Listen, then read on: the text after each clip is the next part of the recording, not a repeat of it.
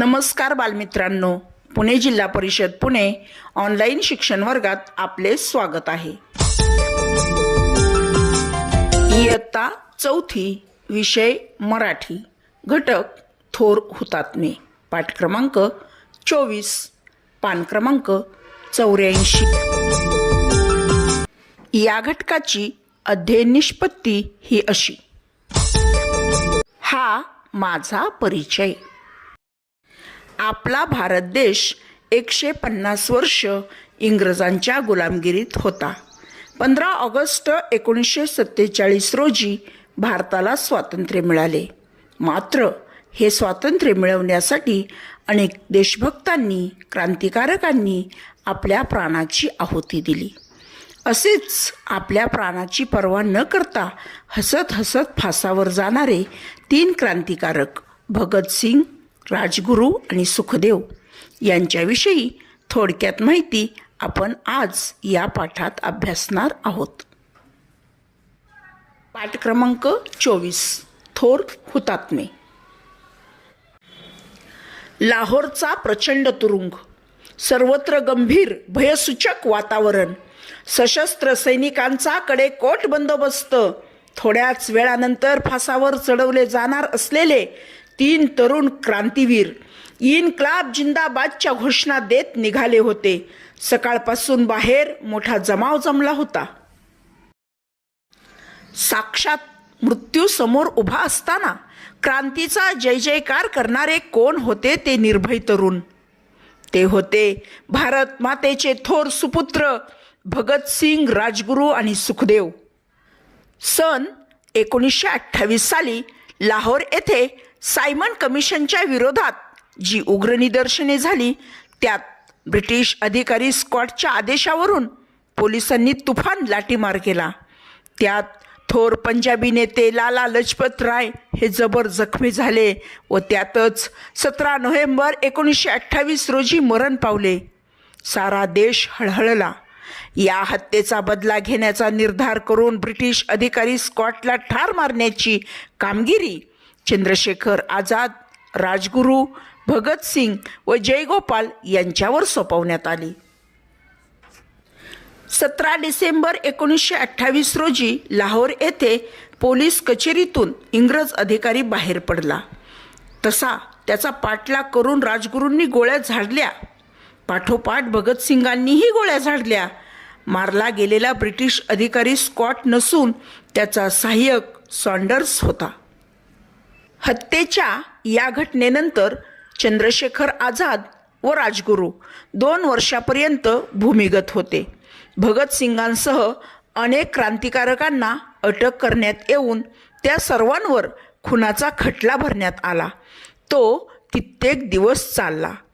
चंद्रशेखर आझाद मात्र शेवटपर्यंत पोलिसांच्या हाती लागले नाहीत। पुढे अलाहाबादच्या अल्फ्रेड पार्कमध्ये पोलिसांच्या चकमकीत ते ठार झाले। दिनांक 30 सप्टेंबर 1929 रोजी राजगुरूंना पुण्यात अटक झाली। खटल्याच्या अखेरीस भगतसिंग, राजगुरू व सुखदेव यांना फाशीची शिक्षा सुनावण्यात आली। इन्क्लाब जिंदाबाद, इन्क्लाब जिंदाबाद अशी घोषणा देत 3ही क्रांतिकारक हसत हसत फासावर चढले। दिनांक 23 मार्च 1931 रोजी भगतसिंग, राजगुरू व सुखदेव यांना लाहोर तुरुंगात सायंकाळी 7:33 फाशी देण्यात आली। भगतसिंग, राजगुरू आणि सुखदेव यांचा अंत्यविधी पंजाबमधील फिरोजपूरजवळ सतलज नदीच्या काठी त्याच रात्री करण्यात आला। फिरोजपूर येथे भगतसिंग, राजगुरू आणि सुखदेव यांची समाधी आहे। सरदार भगतसिंगचा जन्म पंजाबातील बंग या गावी सन 1907 साली एका क्रांतिकारी कुटुंबात झाला। वडील किशनसिंग व चुलते स्वर्णसिंग दोघांनाही देशासाठी तुरुंगात जावे लागले असल्याने भगतसिंगांना देशभक्तीचे बाळकडू कुटुंबातून मिळाले होते। त्यांचे प्रारंभीचे शिक्षण बंग या जन्मगावी झाले। उच्च शिक्षण लाहोर येथे दयानंद अँग्लो वैदिक महाविद्यालय व नॅशनल कॉलेज येथे झाले। विद्यार्थी दशेत जयचंद विद्यालंकार व भाई परमानंद या शिक्षकांचा त्यांच्यावर विशेष प्रभाव होता. पदवी मिळवून ते घरी परतले. कानपूरला जाऊन प्रताप वृत्तपत्रात त्यांनी बलवंत सिंग या नावाने क्रांतिकारी लेखन व कार्यही सुरू केले.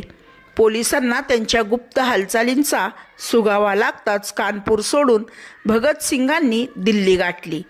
लाहोरप्रमाणे दिल्ली हे देखील भारतीयांच्या असंतोषाचे दुसरे केंद्र झालेले होते. दिल्लीच्या अर्जुन साप्ताहिकात बलवंत सिंग याच नावाने ते काम करू लागले. तिथेही पोलिसांची पाळत वाढली. तेव्हा ते लाहोरला आले व मुंडन करून भगतसिंग या नावाने वावरू लागले. शिवराम हरी राजगुरू यांचा जन्म महाराष्ट्रातील पुणे जिल्ह्यातील खेड येथे एका मध्यमवर्गीय कुटुंबात झाला. प्राथमिक शिक्षणानंतर ते विदर्भाची सांस्कृतिक राजधानी अमरावती येथे गेले. तेथील हनुमान आखाड्याच्या वातावरणात त्यांना देशभक्तीची दीक्षा मिळाली. पुढे संस्कृतच्या अध्ययनासाठी ते बनारसला गेले. न्यायशास्त्रातील मध्यमा परीक्षा उत्तीर्ण झाले. त्याचवेळी इंग्रजी, कन्नड, मल्याळम, हिंदी व उर्दू याही भाषा त्यांनी चांगल्या अवगत केल्या. काही काळ ते काँग्रेस सेवादलात देखील होते. मात्र बनारसच्या त्या वास्तव्यात चंद्रशेखर आझाद, सचिंद्रनाथ सन्याल आदी क्रांतिनेत्यांशी त्यांची ओळख झाली व त्यांच्या हिंदुस्थान रिपब्लिकन आर्मीमध्ये दाखल होऊन राजगुरूंनी रघुनाथ या टोपण नावाने उत्तर भारतात उसळलेल्या क्रांतिकार्यात सक्रिय सहभाग घेतला. त्याच सुमारास त्यांची भगतसिंग, जतीनदास, सुखदेव आदी पंजाबी क्रांतिनेत्यांशी मैत्री झाली. सुखदेव यांचे संपूर्ण नाव सुखदेव रामलाल थापर, आईचे नाव शल्लीदेवी असे होते. सुखदेव यांचा जन्म 15 मे 1907 रोजी लुधियानातील चौरा बाजार येथे झाला. या ठिकाणाला नवघर असेही म्हणतात. त्यांनी पंजाबमध्ये क्रांतिकारकांची संघटना स्थापन केली. किंग जॉर्जच्या विरोधात गुप्त मसलतीच्या योजनेमुळे ब्रिटिश सरकारने त्यांना धमकावले. त्यामुळे ब्रिटिश सरकारविरुद्ध सुखदेव अशी स्थिती निर्माण झाली. सुखदेवांनी लालपूर येथे 1926 पासून तरुणांना एकत्र जमवण्यास सुरुवात केली. हिंदुस्थान सोशलिस्ट रिपब्लिकन असोसिएशन नावाची नवीन देशव्यापी संघटना उभारण्याचे ठरले. भारताला ब्रिटिशांच्या शोषणातून मुक्त करणे हे या संघटनेचे मुख्य उद्दिष्ट होते. सामाजिक न्यायावर व समतेवर आधारित समाज निर्माण करणे हे त्यांचे ध्येय होते. केंद्रीय समितीत सुखदेव व भगतसिंग हे पंजाबतर्फे होते. यात शिववमी, चंद्रशेखर आझाद आणि कुंदनलाल हे विद्यार्थीही होते. लाहोरच्या नॅशनल कॉलेजमधील अभ्यासिकेत सुखदेव यांनी भारताचा इतिहास, रशियन राज्यक्रांती या विषयांचा चिकित्सकपणे अभ्यास केला. जागतिक पातळीवरील क्रांतिकारी साहित्याचे विविध दृष्टिकोन त्यांनी अभ्यासले. कॉम्रेड रामचंद्र, भगतसिंग आणि भगवती चरण होरा यांच्या मदतीने त्यांनी नौजवान भारत सभा ही संघटना लाहोर येथे स्थापन केली. या संघटनेचे कार्यक्रम पुढीलप्रमाणे ठरवण्यात आले. स्वातंत्र्य लढ्यासाठी तरुणांना प्रोत्साहित करणे, तर्कसंगत वैज्ञानिक दृष्टीचा अवलंब करणे, जातीयतेविरुद्ध लढणे व अस्पृश्यतेची प्रथा बंद करणे या कार्यक्रमात त्यांनी सक्रिय भाग घेतला. 1929 मध्ये लाहोर खटल्याबद्दल तुरुंगात असताना त्यांनी कैद्यांना मिळणाऱ्या अमानुष वागणुकीबद्दल उपोषण केले. सुखदेव यांना लाहोर खटल्यात माफीचा साक्षीदार होण्याचे सुचवण्यात आले, पण त्यांनी ते बाणेदारपणे नाकारले.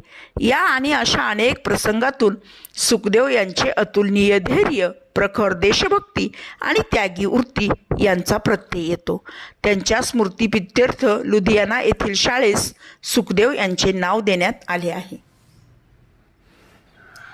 भारत पाकिस्तान फाळणीनंतर हुसेनीवाला हा भाग पाकिस्तानात गेला होता, पण भारत सरकारने बदली जमीन देऊन तो भाग मिळवला.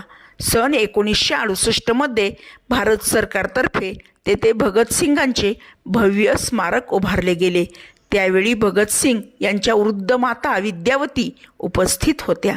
हुतात्मा शिवराम हरी राजगुरू यांच्या स्मरणार्थ खेड या त्यांच्या जन्मगावाचे नामांतर राजगुरुनगर असे करण्यात आले आहे. जन्मस्थळी त्यांचे स्मारकही आहे. भारताला स्वातंत्र्य मिळावे म्हणून प्राणांची आहुती देणाऱ्या या क्रांतिकारक हुतात्म्यांचे नाव स्वातंत्र्य लढ्याच्या इतिहासात अजरामर झाले. विद्यार्थी मित्रांनो, आपण देखील यांचा हा वारसा असाच पुढे चालू ठेवायचा आहे. या पाठातून आपण हेच शिकायचे आहे. धन्यवाद. पुन्हा भेटूया पुढील नवीन घटकासाठी.